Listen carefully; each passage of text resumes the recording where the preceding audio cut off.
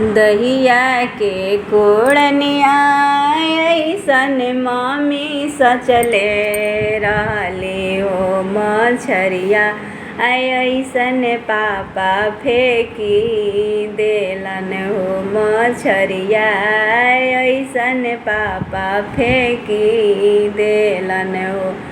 गैया रे भैंसिया पापा घरे रखलन हो सुंदर धिया पर्वत फेंकलन हो सुंदर धिया पर्वत फेंके हो।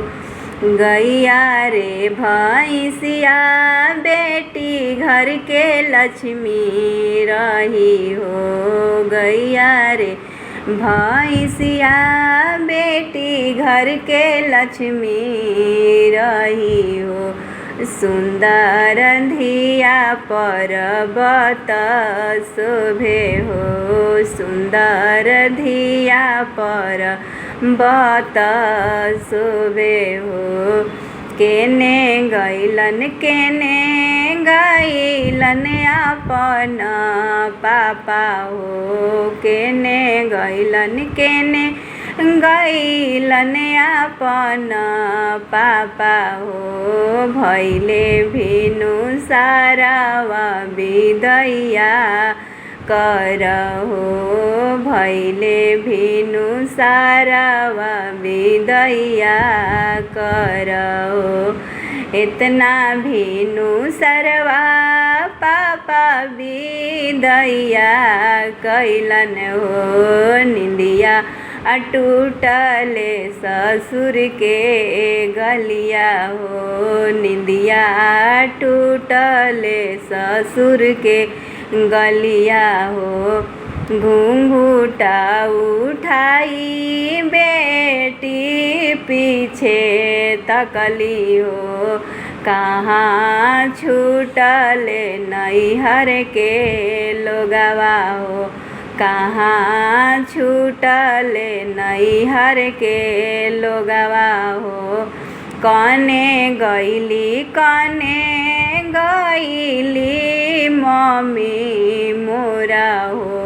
केकर पंजरवा जाई बैठी हो। केकर पंजरवा जाई बैठब हो। कने गईली